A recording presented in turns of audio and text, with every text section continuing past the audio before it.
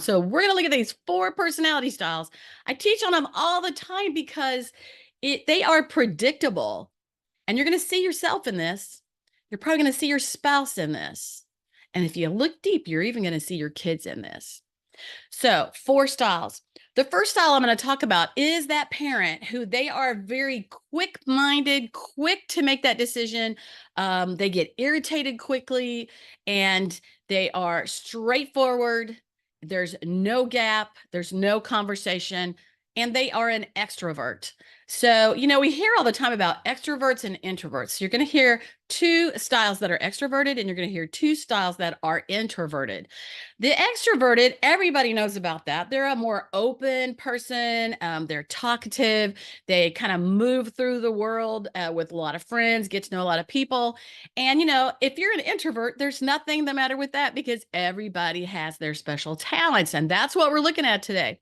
But this extrovert is quick-minded. They also have a bit of a temper. And so often they'll react with their temper and their lack of patience rather than really paying attention to the situation, really paying attention. Maybe the kid's patting them on the leg. Hey, mama, mama, mama, mama, mama, mama. They're interrupted and they whack them one. Yeah.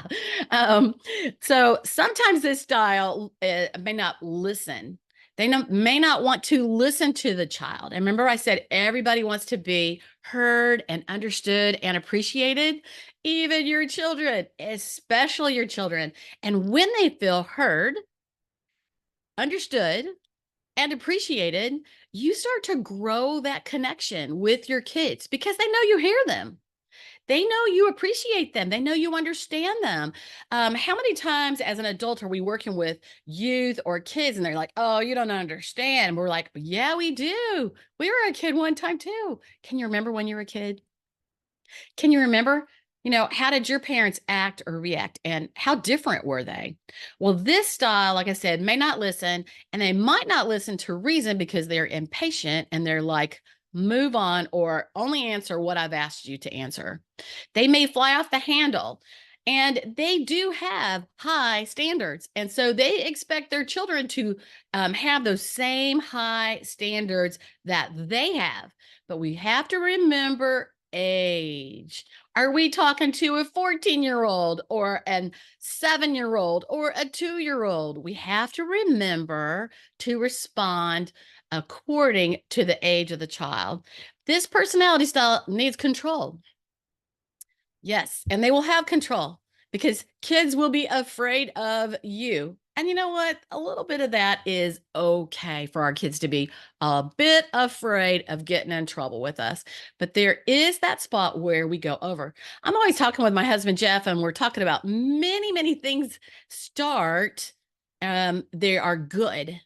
And then as time progresses, they become overdone. It is usually somewhere in the middle. A little bit of strictness, a little bit of love. Uh, anyway, a little bit of spending time with your kid. Things are in the middle. All right. Now there's some pluses on this. This style is consistent. They're really pretty consistent in what they do. They do demand respect. And I agree with that. But I always say, remember to give respect to get respect. And if we don't allow a child to talk to us, to tell us what's the matter, or maybe it's something deeper and they need to chat, there's a lot of kids that come from families where their parents are divorced, and you've got this parent and step parents and stuff at school and friends and things going on, and they need to have your ear. They need to have your ear. They need for you to listen to them. But give respect even to your kids by listening to them, asking questions, showing that you're listening, and then demand respect. We do need to demand respect from our kids. Years ago, I was a dance teacher, and it was before I even had, I might have had 1 kid or maybe 2 little kids. I didn't know much back in that day. I was practicing like everybody else, but I taught ballet class, and I had a lot, this class was 11 and 12-year-olds.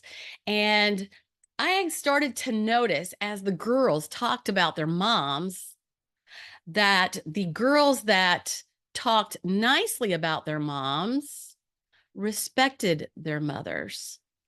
They behaved well. They had good manners. They talked nicely to me. Actually, all my kids talk nicely to me because if you don't talk nicely to me, I'm not going to listen. I'm not listening to you. It's like, remember that thing? Talk to the hand. Yeah, I'm not going to be listening.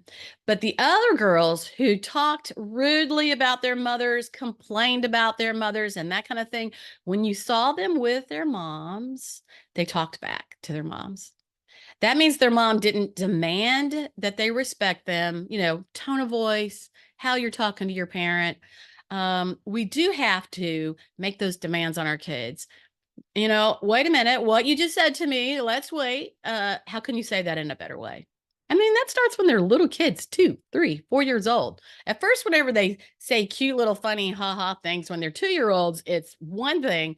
But as they get bigger, you have to make sure that they're speaking to you with respect, speaking to you with respect, and remember to also give them respect.